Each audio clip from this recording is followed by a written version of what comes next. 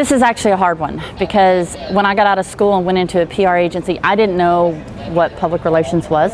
I thought that I knew, but what I learned is that public relations encompasses a little bit of the other forms of integrated marketing communications.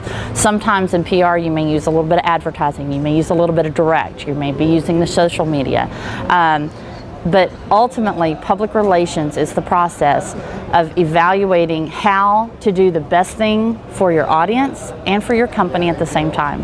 And it might be a program that draws attention to what you're doing on behalf of them. You know, like for agriculture, we're doing this for all of ag. We're making sure you're aware of it and making sure the customer knows. Or it may be something more simplistic. It may be, hey, let's do a program that somebody's going to win a trip to Alaska, you know, and go on a cruise. But ultimately, I think public relations is finding that button that the consumer has, that our consumer has, whatever, whether it's a farmer. I'm not talking about the eating consumer, I'm talking about whoever it is that we're trying to sell to. What is their button that they need answered or tickled or scratched or whatever, and still accomplish our goal? So ultimately it's serving the needs of both. It's not intruding on their life, making them accept something they don't. It's not building a relationship for no reason whatsoever. It's helping them figure out what they need and making sure you provide it, while at the same time serving your client.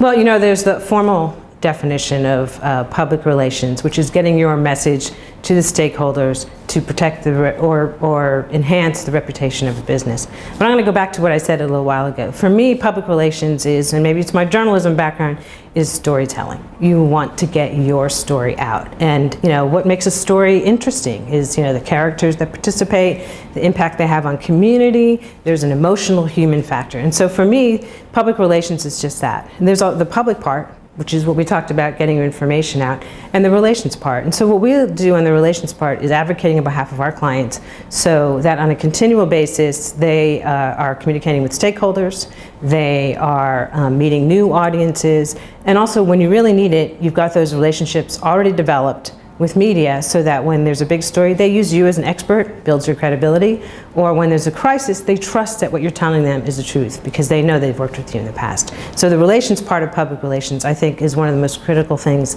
that anybody in any industry needs to pay attention to.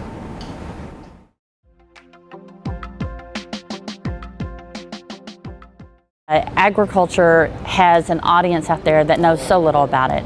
Even though when we talk to ourselves, we think that the world is on our side. You know, if we talk to another farmer, if we talk to someone who's selling to farmers, we're all about advocacy, right? All about spreading the word of agriculture.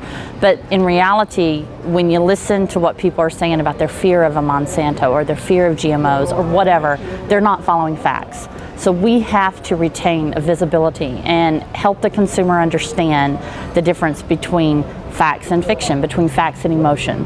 Because when it comes down to it, you and I always react on emotion probably, even if we can evaluate the facts back there, but emotion is still what drives our actions. So if a consumer is going to choose not to buy something because they're afraid, that's going to impact their buying behavior. So we have to be able to keep them apprised of how agriculture reality is different than their perception.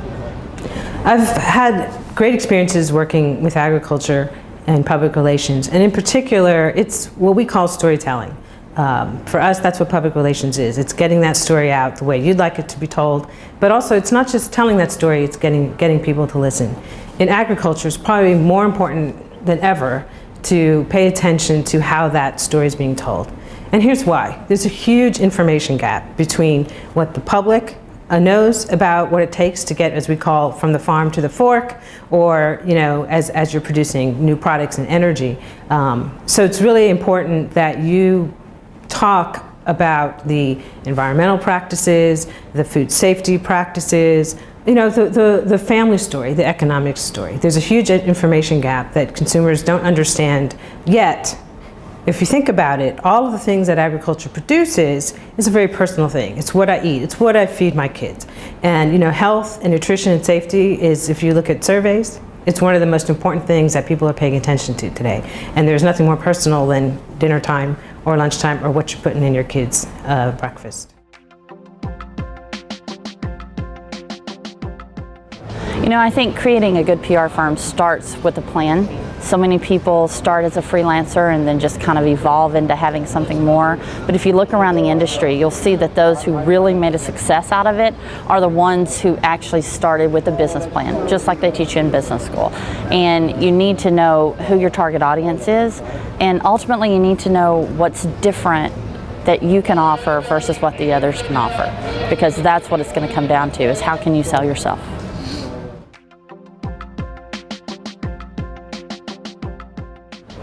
I think it's vision. You need to be able, as a PR firm, if you want to be set apart from all the others, you need to be able to offer an array of services, but you also need to know what you're good at. You don't need to pretend to be good at something that you really just have a smattering of knowledge in. You need to be willing to say, I'm not the expert there, let's pull in the right person. And if you are able to do that and you know a little bit about all of it, but you retain the knowledge of what you're really good at, and you can tell the client, this is how we can excel for you versus what someone else might be able to do for you, then I think that's when you can walk away with the business.